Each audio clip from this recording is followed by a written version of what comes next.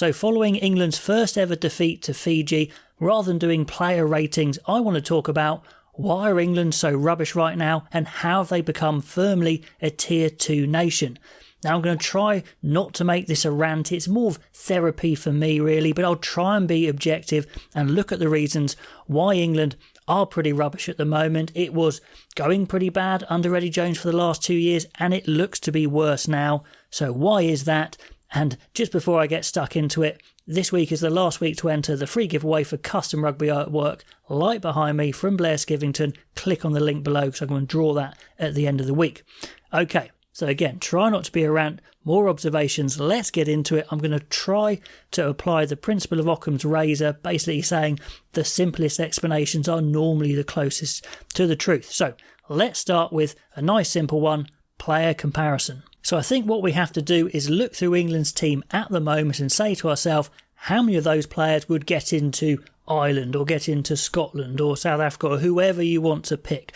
And the answer pretty much is going to be nobody, or maybe one or two is completely up to you, but it's not many. Or where would they rank from 1 to 10 and all the players in that position in the World Cup?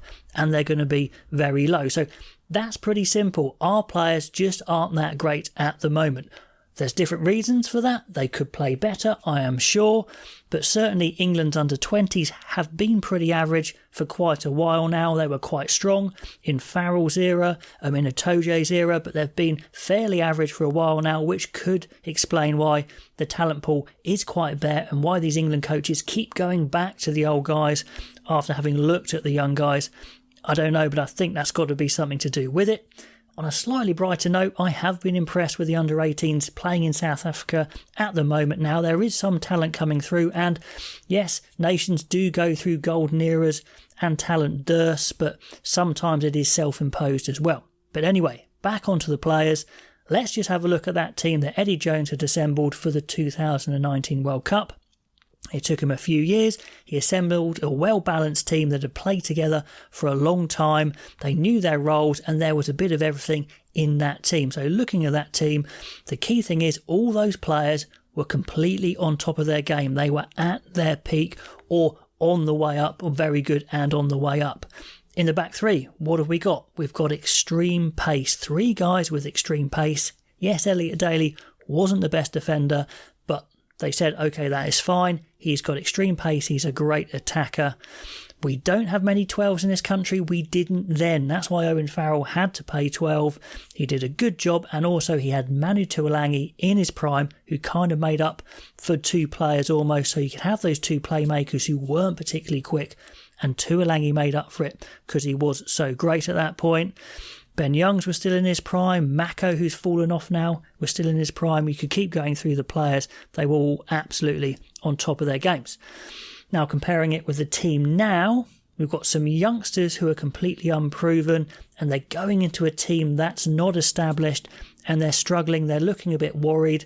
In the game against Fiji, Mitchell, I think, had a pretty decent game, but he does look a little nervous. He doesn't look confident like he would do for Northampton. There were some options there. He could have gone for a break and he didn't. He stuck to the game plan. So that doesn't help when you have youngsters coming into a team that's not firing. And there are some guys there, some older guys who are just over the hill. They're trying their best. I mean, Dan Cole, Joe Marler, fantastic players in their prime, still doing it in the Premiership, but like I said in the review, they are veterans being called into a first team to do a job. They're not going to compete with the best in the world, and we saw how slow they were in that game at points as well. It's not their fault. They're going to be picked. They're going to try their best. And you go through the team, some of these players, Laws, still a great player, not quite as quick as he used to be. You're not going to be as you get older. For example, Ford there, he's a really good conductor of the game, but he's a bit slower than he was. He was never that quick to start with, and he's never going to make big tackles. So you're basically having him there as a conductor and nothing else. He's not going to make those breaks that Russell does or some of those other Tenza Libok do in the world. So you're kind of sacrificing some stuff there. May isn't as quick as he used to be. He did score a good try against Fiji, but then he did get roasted again. You look at Malins. Now, Max Malins, people say I've got it in for Max Malins. I don't. He's a fantastic attacking fly half. He played fly half for England under-20s. He was really good in that team, actually. And he didn't have opportunities to play 10, so he's kind of gone in to the back three, a bit like Alex Goode did for Saracens when he couldn't play 10. And he's kind of done well there, but really he's a 10 who has graduated into the back three, and he just looked like a schoolboy up against those Fijians. Again, not his fault. He's been picked there. Freddie Stewart, we know he's good under the high ball. He has some qualities, but again, really showed up for his lack of speed. Nothing he can do about it particularly, and he didn't have a great game anyway. And it's not looking like he's going to be troubling the best 15s in the world if you were going to do that 1 to 10. We had Tuolangi in the team who, again, tried his hardest, but he is a shadow of what he used to be, although he did try pretty hard. So you go through the team and they're just not that great for different reasons. Kerr came on, he's well into his 30s, good player, but he's not the player he's going to be in his mid-20s, and he dropped the ball cold there. That's probably not anything to do with it. Smith still hasn't been trusted with the keys. It looks maybe like Smith might be moving into 15, but again, that's a square peg going into a round hole, or however you want to call it. He's a 10. So when you compare those two teams, it's no surprise we're not doing that well. Is there anyone else that could come in? Well, that is another question as well. Maybe, maybe not. So let's talk about some other things I think are worth mentioning. Another point is, on average, the world is actually better than it used to be. The ability level is a lot closer than it was. Now, I'm not excusing England here. I'm just saying that's how it is. So for England to be as good as they used to be, they would have to get even better than they were in 2019 rather than get worse. So it kind of exacerbates the problem. I mean, you see Japan are a lot better than they used to be. Italy are a lot better than they used to be. Fiji, we see how good they're getting. Their problem was never talent, the fact they didn't have enough professionals playing for a team. They've got a lot of talent still, a lot of overseas talent, but they've got Fiji and Drua as well. They play as a team. They're really slick now. We saw the goal kicking. We saw some good line-out work. They're getting better. They always had the potential, and now they are realising it. And mentioning a couple of other countries, Scotland, they've got a golden era of players. They've worked a game plan that really works for the players they have, kind of the Finn Russell era. He makes it click, and they've got some great players around him. And Ireland have just nailed their organisational system of player development, and they're churning out those players, all pulling in the same direction, club and country all pulling in the same direction. So we could go on, but the world has got better than it was, and England would have to get better with it, but they've gone backwards, and it's just grown that gap, you would say. Okay, let's get on to the coach and game strategy. Now, should you have stuck with Eddie Jones? Maybe, maybe not. Personally, I don't think he'd have done much better. Maybe you should have stuck with him and then changed after the World Cup. I think that is an argument, but I think we were definitely on the slide on those last 2 years anyway with him. I think Jones had kind of worked out that England's talent pool was pretty sparse. He wasn't going to say it, of course, out loud, although he kind of hinted it at times. But he was desperately thrashing around trying to find the next revolutionary system because he didn't think the talent was there. But maybe that revolutionary system wasn't there. Don't reinvent the wheel. We see what sides are doing with kind of classic modern game plans, and it's absolutely fine. Steve Borthwick, is he out of his depth? I don't know. I think he's a very clever guy. He's a very honourable guy. He's had plenty of international experience, so I don't buy that one. But is his approach not suited to international rugby? Possibly. I don't know. But also, let's be fair to him, he didn't have much time to put together a coaching team, a top coaching team as well. He wanted Nick Evans and he couldn't even get that. He's had to basically gut Leicester for their coaches to put together some sort of team who are learning on the job. So I'm not excusing him, I'm just pointing out the hand he was dealt. But he had, as I see it, 3 main choices.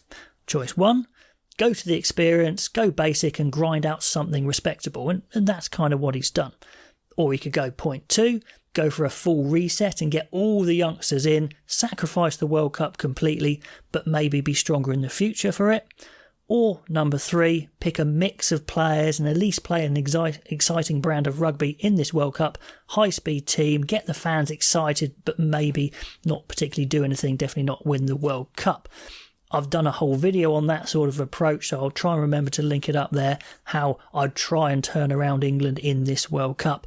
Injuries, though, are not helping with that plan that I picked. Now, Warren Gatland this year and Fabien Gauthier at the beginning of the last cycle, they went for the full reset option, but Borthwick, he's gone for the basic grind. Now, I think he's a clever guy, and hopefully he's twigged that it's not working, and maybe he's going to start shifting midway, which isn't ideal, but even so, calling up Johnny May or Cokanasiga, the second choice, instead of Caden Murley, kind of indicates that maybe the penny hasn't fully dropped. But anyway, he's going for that basic grind. To be fair to him, he said the line-out was a mess, the maul was a mess when he came in, and that has been sorted out, but nothing else has. So it's not there. Does he go full reset? He's kind of stuck in a bit of a quandary here because the World Cup is upon him. He's got that must-win game pretty much against Argentina, who surely have to go into that game as favourites. Let's chuck a couple of other things in there before we finish. The English club crisis, the meltdown and the loss of London Irish, Wasps and Worcester just kind of helped any of those players involved in those clubs, even though they tried as hard as they could to find other clubs, some moving abroad. And the remaining clubs had disparate fixture lists, which didn't help them. So not an excuse, but another reason to add to the problems. And then with all these players moving abroad or having maybe been abroad already, does the RFU now need to consider that they all should be available? They should change their eligibility model. That's going to be a tough pill for them to swallow if they go for it. If they don't, England are only going to get weaker, aren't they? Now, one thing I do want to mention is it could have been worse for Borthwick here. England are in a much easier group than others, which maybe will save ultimate humiliation. I mean, they still could get knocked out of group stage. I mean, losing against, say, Argentina and Japan is not out of the question at all, but I think they'll qualify the quarters and maybe even the semis, in which they will probably get stuffed, but that might save a bit of face. I don't know if that's just papering over the cracks. I'm sure it is, actually. I mean, if they were in Pool B with South Africa, Ireland or Scotland, or instead of one of those, I mean, pretty sure they're going to be out at the pool stage. Anyway, whatever happens, I'm sure the RFU, rightly or wrongly, will retain Borthwick after the World Cup. I mean, you could make a good argument to replace him post-World Cup, but even if you did, the question is who's available. I know there's a few names that have been bandied around, but I keep thinking, will we ever get that dream team at the moment of Andy Farrell and Sean Edwards, or is that one passing them by altogether? Anyway, what do you think about replacing the coach? I just don't see it, to be honest, until there is a good option available. So hopefully I've summarised some of the reasons why I think England are now firmly a Tier 2 nation.